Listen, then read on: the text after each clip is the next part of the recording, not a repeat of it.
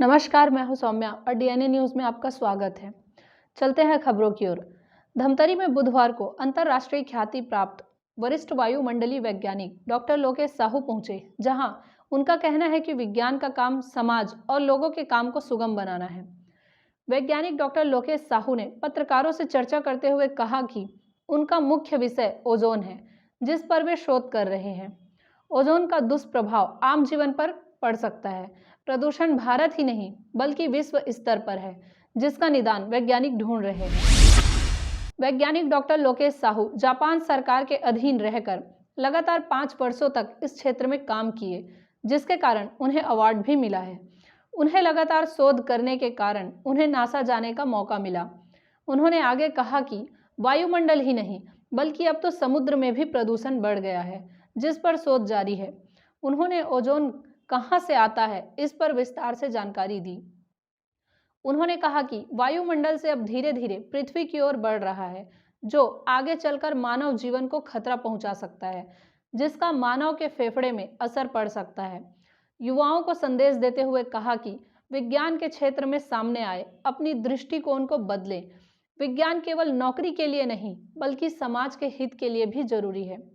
Ozone दिवस पर school college में भी इसकी जानकारी बताया जाना चाहिए, ताकि लोगों को पता चल सके कि यह क्या है।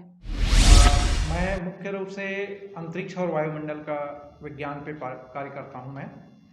तो मेरा जो प्रमुख उद्देश्य है, जो विज्ञान का जो प्रमुख उद्देश्य है, जैसा कि जानते हैं कि सभी कोई भी वैज्ञानिक कार्य का एक प्रमुख उद्देश्य रहता है समाज और उसमें जो हम लोग जो रहते हैं उनके लाइफ को सुगम करना।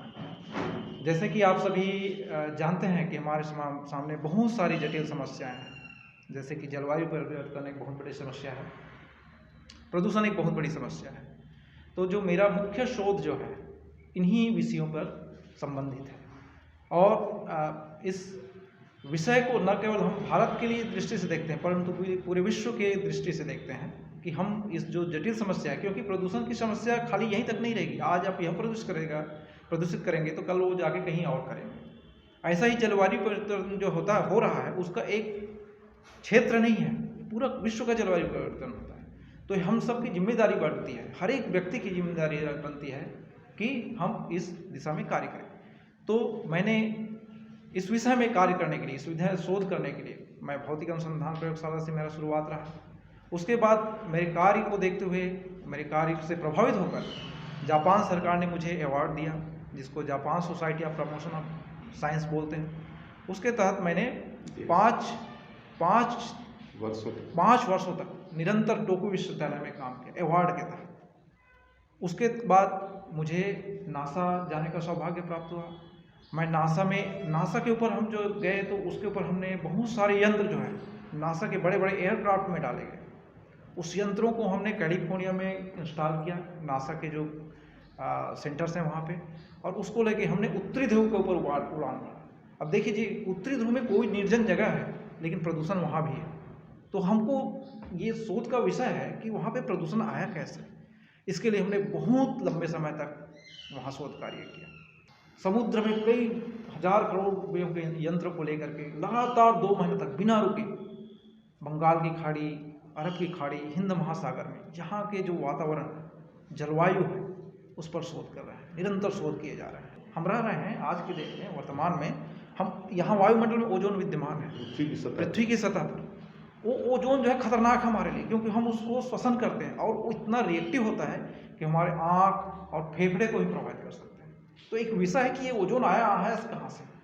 ऐसा दुनिया में कोई उत्सर्जित स्रोत नहीं है जो कि ओजोन दे। ओजोन जो है निकलता तो नहीं है किसी से, लेकिन वायुमंडल में भी रसायन होता है, वायुमंडल में भी केमिस्ट्री हो रही है। तो 2 अलग अलग अवयव मिल गए, जैसे कार्बन डाइऑक्साइड मिल गया और नाइट्रोजन ऑक्साइड मिल गया, वो आपस में क्रिया कर लिए, वो ओजोन बना दिया, है ना। तो ये ओजोन जो है, अब देखिए जगह जगह के साथ जो है इनकी मात्रा, कार्बन डाइऑक्साइड की मात्रा, नाइट्रोजन ऑक्साइड की मात्रा बदल रही है, उसी के मुताबिक भी ओजोन बढ़ रहा है।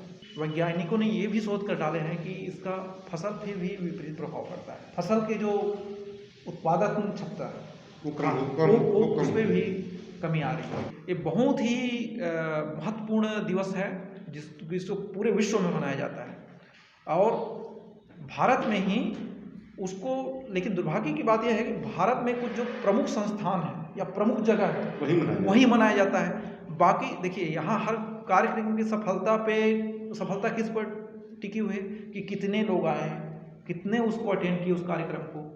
तो क्या है कि हमको इस दिशा में कार्य करना पड़ेगा कि हम भाई इसको हम रुचिकर बनाएं, रुचिकर ही इसको बताएं कि हम इस चीज़ की गंभीरता को बताएं। और इसको मेरे ख्याल से खासतौर पे हमारे छात्र हैं, खासतौर पे जो कॉलेज के छात्र हैं, वहाँ जाके मैं तो ये कहना चाहूँगी कि जैसे कोई यूनिवर्सिटी मनाते हैं या कोई बड़े बड़े संस्थान मनाते हैं ओजोन विश्व दिवस, विश्व ओजोन दिवस, ये जो है हर एक कॉलेज में मनाना चाहिए। देखिए आदमी का जो सफलता जो है वो बहुत मायने रखता है कि सफलता क्या मानते हैं आप। सफलता उसको मेरे मुताबिक सफलता वो है कि आप सृजनात्मक कार्यों में लगे रहें। हर एक ऐसा नहीं कि हर एक आदमी वैज्ञानिक बने, हर एक आदमी डॉक्टर बने, हर एक इंजीनियर बने, लेकिन एक सृजनात्मक कार्य में जुड़ा रहता है, उसका कहीं न कहीं समाज में योगदान होता है। तो उससे जो छात्र हैं, मैं तो चाहूँगा कि आप विज्ञान में पढ़ें, आप बेसिक कॉन्सेप्ट अपना क्लियर करें, ताम झाम में ना जाएं, ज़्यादा एक्सपोजर के चक्कर में ये क्लास ना करें ना वो क्लास करें, आप बेसिक पे ध्यान दो, मूल पे ध्यान दो। तो ये था शहर में घटने वाली खबरों का लेखा जोखा। हम लेकर आते रहेंगे अलहदा तरीके से हर उस घटना को और एनालिसिस करते रहेंगे खबरों की। आप बने रहिए हमारे साथ डीएनए न्यूज़ पर। विदा लेने से पहले हम इतना ही कहेंगे कि आप सभी के सहयोग और सलाह से डीएनए धमतरी का सबसे विश्वसनीय और लोकप्रिय चैनल बन चुका है। हमें उम्मीद है कि हमारा यह विश्वास हमेशा बना रहेगा, क्योंकि ये आपका अपना चैनल है। जय हिंद, जय छत्तीसगढ़, जय धमतरी।